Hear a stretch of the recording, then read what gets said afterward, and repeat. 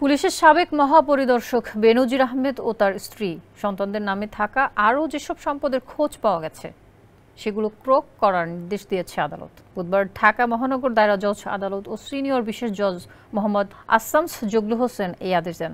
নতুন করে খোঁজ পাওয়া এসব সম্পদ হলো রূপগঞ্জের আনন্দ হাউজিং সোসাইটির 6 কাঠার 4টি প্লটে মোট 24 কাঠা জমি, গুলশানের 3 কাঠা জমি, রাজধানীর বাড্ডার 13.66 কাঠা জমি ও রূপায়ণ মিলেনিয়াম স্কয়ারে 3075 বর্গফুট আয়তনের অফিস ও পার্ক। বান্দরবান লিজ দলিলের মাধ্যমে নেওয়া 25 একর জমি এবং আদাবর এলাকায় 6টি ফ্ল্যাট, যার মূল্য হতে পারে শত শত কোটি টাকা। স্যান্ডেলিনা সো, রূপচর্চায় আভিজাত্য।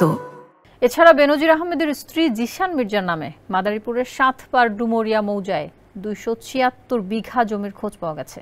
2021 ও 2022 সালের বিভিন্ন সময় 113টি দলিলে এসব জমি কেনা হয়।